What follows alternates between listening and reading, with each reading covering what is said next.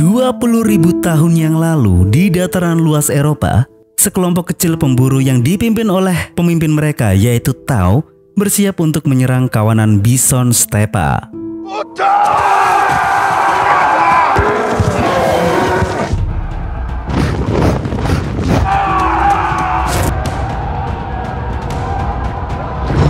Mereka di sana membuat barisan blokade dan garis pertahanan tombak yang menyebabkan para kumpulan bison itu berbalik arah hingga mereka berhamburan jatuh dari atas tebing.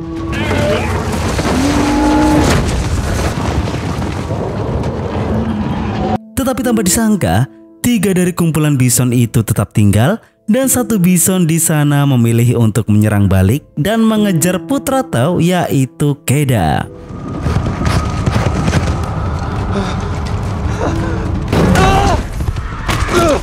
Setelah dengan ganas bison itu memukul Keda dengan tanduknya, bison itu belum puas. Dia pun menyeret Keda ke tepi tebing dan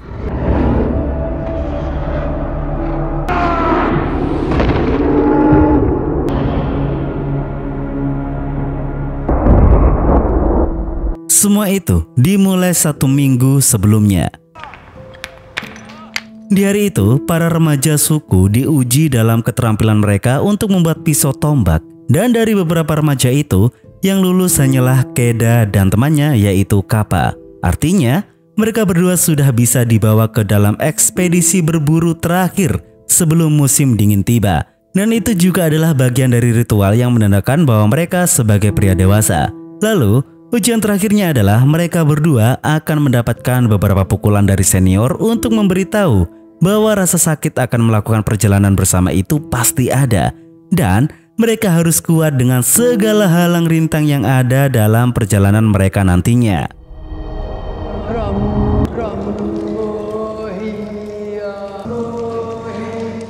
Malam harinya, ritual pemberangkatan dari dukun suku pun dilakukan. Dan di dekat api unggun itu, sambil berpura-pura tidur, Keda mendengar ayahnya Tao dan juga ibunya yaitu Ro bertengkar. Di mana sang ibu merasa bahwa Keda belum siap untuk berburu. Keda adalah seorang pria yang memimpin dengan hatinya, bukan dengan tombaknya. Namun Tao berbeda. Dia percaya bahwa Keda akan bisa melakukan bagiannya dengan baik dan bisa membuktikan dirinya kepada suku. Di keesokan paginya, rombongan pemburu itu bersiap untuk berangkat. Mereka juga mengucapkan selamat tinggal kepada orang-orang yang mereka cintai dan mendapatkan restu dari dukun suku. Ro bahkan memberikan shawl tambahan untuk Keda sebagai tanda keselamatan.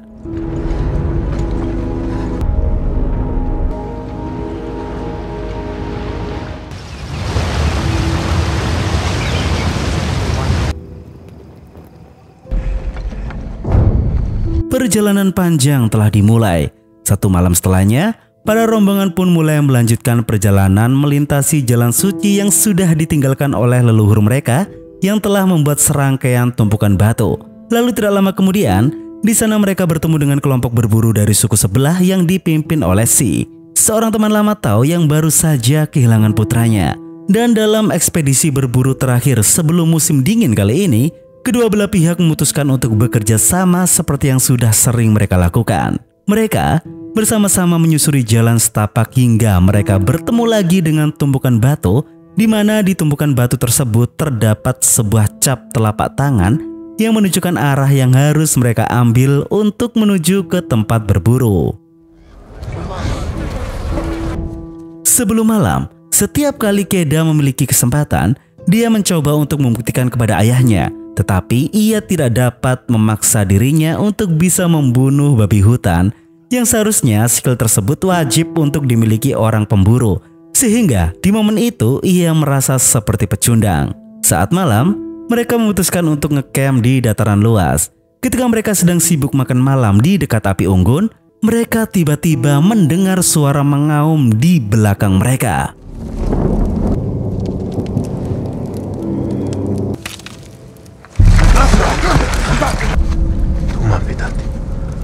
Dalam posisi pertahanan itu, mereka semua waspada. Hingga ketika mereka mengira bahwa semuanya sudah baik-baik saja, tiba-tiba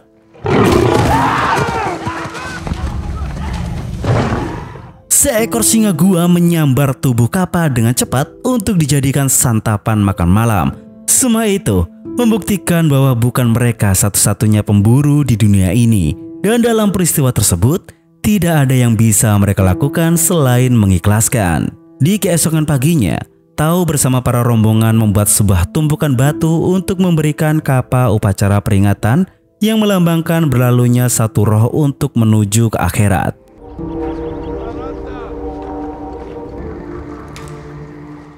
Perjalanan pun terus berlanjut. Entah berkilo-kilometer jauhnya mereka berjalan, hingga pada suatu malam mereka menemukan gua besar dan aman untuk dijadikan tempat istirahat. Di malam itu, Tao mengambil kesempatan untuk membuatkan tato konstelasi kepada putranya. Karena menurut yang mereka yakini, dengan cara itulah para pemburu akan selalu menemukan jalan untuk pulang. Dibutuhkan waktu beberapa hari untuk mereka yang pada akhirnya menemukan jejak berupa kotoran hewan yang mereka buru. Hal itu membawa mereka ke sebuah kawanan bison stepa, di mana semua sudah bersiap dan menunggu komando dari sang ketua. Dan dengan segenap tenaga yang mereka miliki, mereka siap untuk menerjang para bison-bison itu.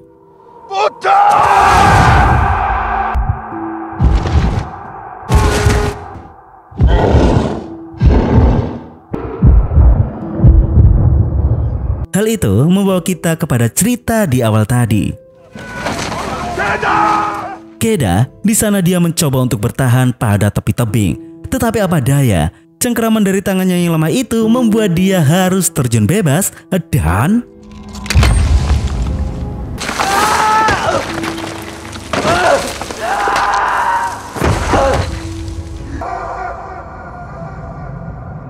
Tao di sana mencoba turun untuk menyelamatkan putranya, tetapi jelas hal itu dihentikan oleh anggotanya, menunjukkan bahwa hal itu sangat-sangat mustahil. Keda sudah meninggal dan mereka tidak mau kehilangan Tao juga. Ingat, mereka semua masih memiliki tugas untuk suku mereka. Setelah itu, para pemburu sedang sibuk untuk membuat kereta luncur yang akan mereka buat untuk membawa pulang hasil buruan mereka.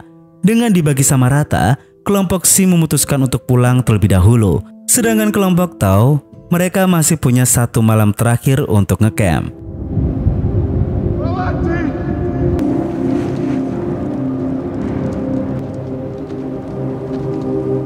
Jelas, di sana Tao masih menangis di tepi tebing sambil memanggil nama putranya. Di sana, Sigma meyakinkan Tao untuk melepas kepergian Keda. Dan sudah saatnya mereka untuk segera melakukan perjalanan pulang sebelum mereka terjebak hujan salju di tengah jalan.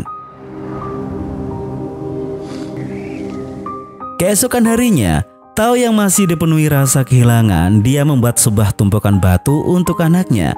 Tidak ada cara lain, dia harus ikhlas dengan takdir. Karena mau bagaimanapun juga, dia harus tetap melanjutkan kehidupannya untuk memimpin sukunya. Berjam-jam setelah upacara pemakaman berakhir, seekor burung nasar hinggap di Keda dan mencoba untuk memakannya. Namun, tanpa disangka hal tersebut pun justru membuat Keda terbangun dari pingsannya.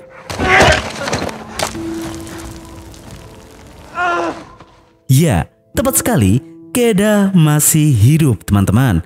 Dia terbangun di sela tebing itu. Dia menyadari situasi yang dia hadapi. Sambil menyeret kakinya yang patah, Keda mencoba menuruni tebing itu, tetapi hal itu sangat-sangat tidak mudah.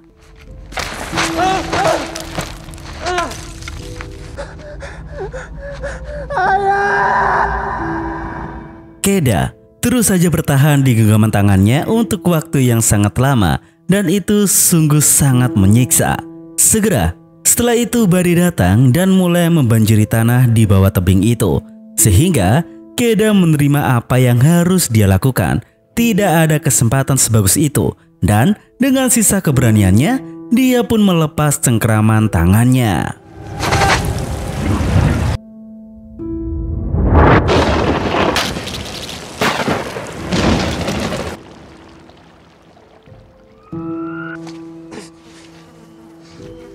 Di keesokan paginya, Dia terbangun dengan keadaan yang sangat suram. Dia selalu memanggil ayahnya, namun tidak ada seorang pun yang menjawab panggilannya. Dia menyeret tubuhnya hanya untuk sekedar bisa meminum air kotor bekas banjir di cengkungan tanah. Dan kini dia harus bisa mengembalikan tulang kakinya yang bengkok itu.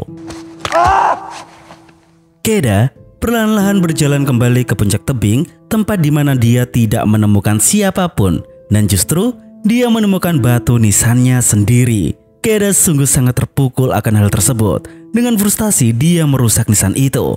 Dia menyadari bahwa dia telah tertinggal dan mau tidak mau dia harus menemukan jalan pulangnya sendiri.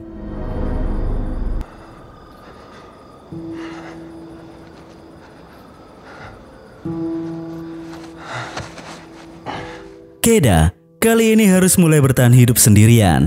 Bahkan dia memakan apapun yang bisa dia makan, kecuali memakan hak-hak rakyat kecil. Itu dia. Namun tanpa disangka, di hari itu kawanan serigala mengintainya, sehingga tanpa harus disuruh oleh siapapun, dia pun berlari menuju ke atas pohon.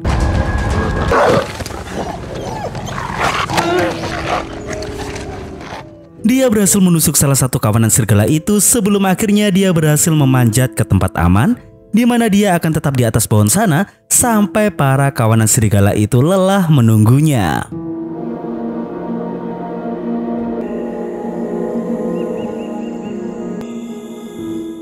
Semua serigala telah pergi kecuali satu yang terluka. Mumpung tidak ada kawannya, ya kan? Dia menyiapkan tombak untuk menghabisi serigala yang tidak berdaya itu. Namun sekali lagi, Kedah tidak dapat melakukannya, sehingga dia memutuskan untuk mengabaikan serigala itu. Selanjutnya, di sana, lama-lama Kedah merasa kasihan dengan rengekan serigala tersebut. Dia pun tidak tahan dan memutuskan untuk membantu si predator. Setelah mengikat moncong serigala itu, dia pun menggendongnya dan membawanya ke sebuah danau untuk membersihkan luka. Namun sayang, Kedah tidak bisa beristirahat lebih lama di sana. Karena apa? Karena ada kawanan hyena yang sedang memantau mereka. Sehingga Kedah pun kembali menggendong serigala itu hingga mereka menemukan sebuah gua tempat mereka dapat berlindung dengan aman. Keesokan paginya, Kedah menemukan lesung di dekat makam buatan yang dihiasi oleh tulang kepala singa gua. Dan di sanalah dia menemukan cobek batu yang akhirnya bisa dia gunakan untuk membuat obat-obatan herbal dari sel-sel tumbuhan yang dia temukan. Dia mengobati kakinya sedemikian rupa.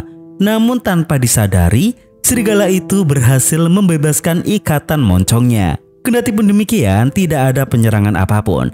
Hewan itu sudah berperilaku baik. Sehingga dengan begitu, Kedah mulai memberanikan diri untuk berbagi air dengan si serigala.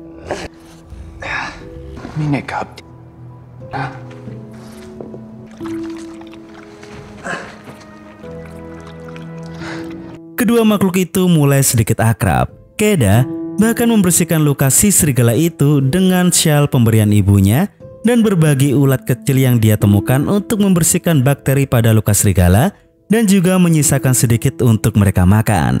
Ulat kecil tidak cukup untuk membuat diri mereka kenyang, sehingga Kedah akhirnya melakukan pemburuan pertamanya, di mana dia berhasil membunuh kelinci kecil yang dia temukan. Serigala itu mencoba untuk merebut kelinci itu dari Kedah. Namun, Kedah dengan cepat mendorong si serigala itu dan mengingatkan pelajaran tentang kepemimpinan yang diajarkan oleh ayahnya. Yang dimana jelas, di sana Kedah berupaya untuk membangun dominasi. Akibat survival ini, Kedah berkembang cukup pesat. Bahkan, dia berhasil menyalakan api. Sebuah skill yang sebenarnya tidak pernah ia bisa sebelumnya.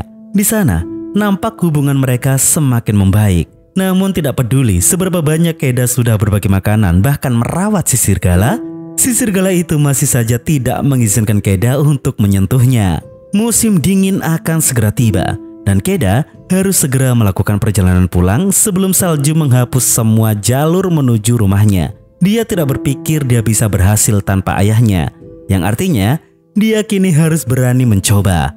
Setelah mengumpulkan cukup persediaan dan berjuang dengan serigala untuk mendapatkan syalnya kembali, Kedah meninggalkan gua itu dan memulai perjalanan panjangnya.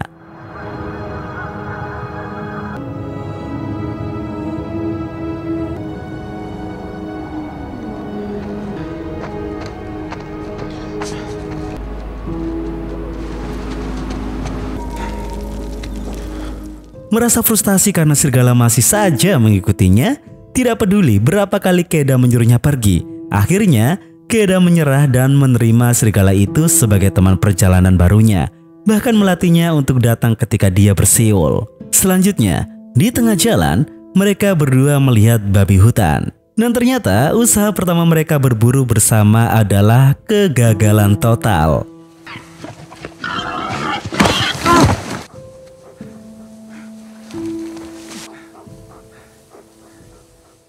Setelah beberapa kali mencoba, mereka pun akhirnya berhasil menemukan cara untuk melakukan combo serangan mereka dan mendapatkan mangsanya.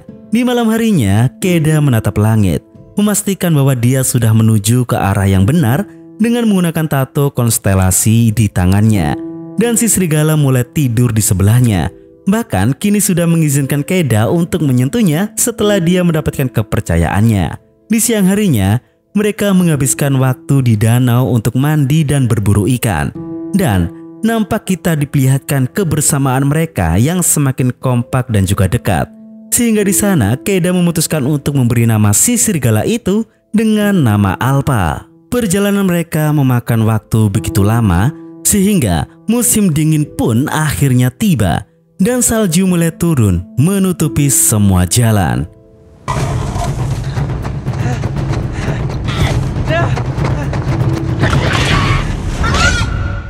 Suatu malam saat mereka istirahat, tiba-tiba mereka didekati oleh sekawanan serigala. Dan ternyata itu adalah keluarga Alpa. Mengetahui bagaimana rasanya merindukan orang yang dicintai, Keda mengizinkan Alpa untuk pergi bersama kawanannya. Dan meskipun hal itu sangat-sangat mengharukan, Keda menyadari bahwa setiap pertemuan pasti ada perpisahan.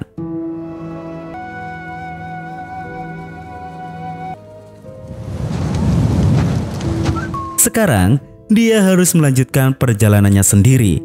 Seiring berjalannya waktu, badai salju menjadi lebih sering terjadi, sehingga Keda mengalami kesulitan untuk membuat banyak kemajuan di setiap harinya.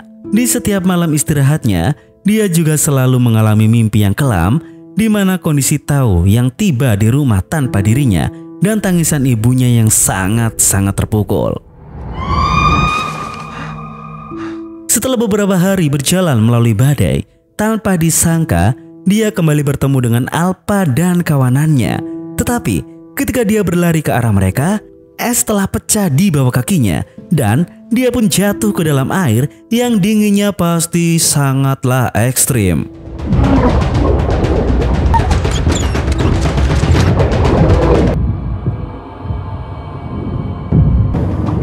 Dia berusaha lolos dari air itu. Saat syal pemberian ibunya dan sebagian besar peralatannya hanyut, Keda menghantam es itu dengan pisaunya dan syukurlah dia bisa selamat.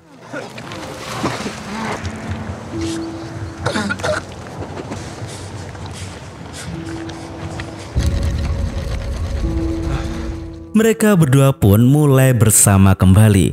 Dan untuk tetap bisa bertahan hidup, Keda pun tidur memeluk Alpa untuk mendapatkan kembali kehangatan di tubuhnya yang membeku. Setelah itu, mereka kembali melanjutkan perjalanan. Dan tanpa disangka, Keda melihat ada sebuah jejak kaki. Dia pun segera mengikuti jejak kaki tersebut. Dan jejak itu mengarah ke sebuah tenda. Dan ada seseorang yang duduk di sana. Namun, ketika dia mendekati orang itu, ternyata orang itu sudah dalam keadaan mati membeku. Kekecewaannya semakin meledak ketika Keda tahu bahwa tidak ada makanan sama sekali yang bisa dia temukan di tenda itu. Perjalanan masih panjang.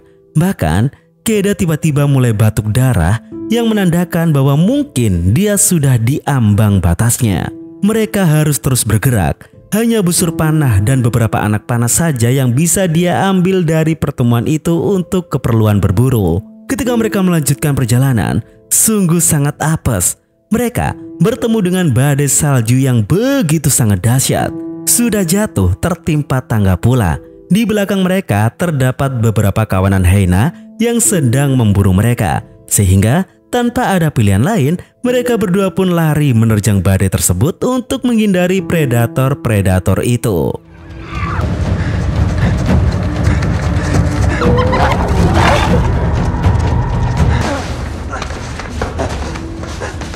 mereka menemukan gua untuk bersembunyi.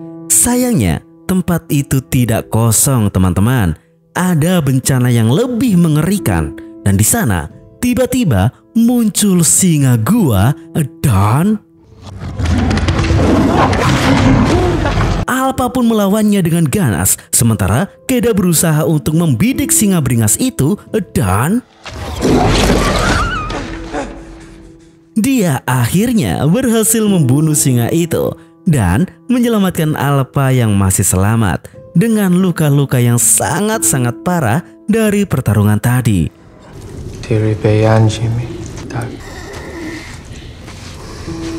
Ketika mereka kembali melakukan perjalanan dengan sangat lambat, di tengah badai salju, mereka menemukan patung yang menandai jalan suci. Ya, artinya jalan mereka benar dan Keda tahu mereka pasti sudah dekat.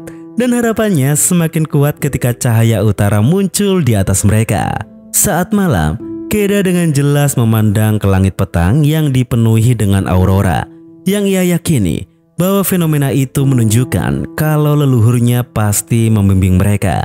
Di perjalanan selanjutnya, Alpa terlalu lemah untuk bisa terus berjalan. Dia pun akhirnya pingsan di detik itu juga. Keda tidak mungkin meninggalkan temannya itu.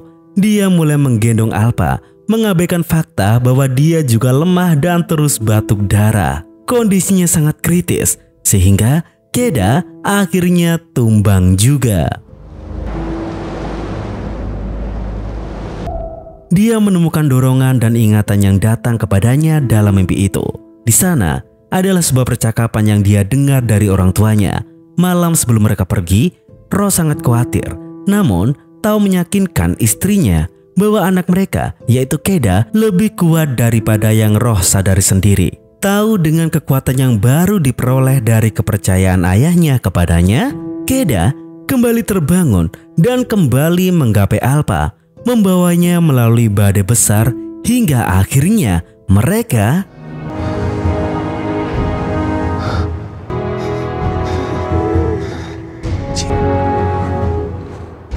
tanpa diduga oleh siapapun, teman-teman, Keda dan Alpa berhasil pulang dan jelas tidak ada yang bisa mempercayai apa yang mereka lihat dan tahu menangis melihat keajaiban tersebut.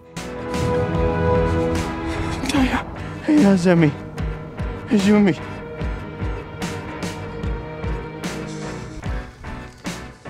Mereka mendapatkan perawatan intensif di dalam tenda.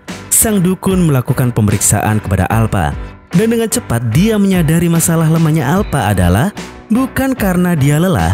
Dia ternyata adalah seekor serigala betina. Ya, dan dia dalam keadaan mau melahirkan semua anak-anaknya.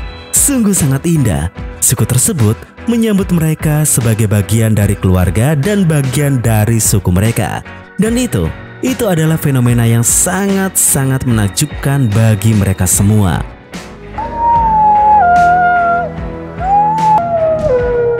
Bertahun-tahun kemudian, setelah anak-anak anjing tersebut menjadi serigala dewasa yang sebenarnya, mereka telah menjadi satu kesatuan yang begitu sangat solid. Pemburuan besar sebelum musim dingin akan kembali dilakukan. Dan mungkin inilah adalah sebuah awal di mana anjing dan manusia bisa saling bersahabat satu sama lain hingga detik ini. Dan film pun tamat. Dan baiklah teman-teman, cukup sekian dari saya Genu mewakili Jam Film pamit undur diri dan sampai jumpa di video selanjutnya.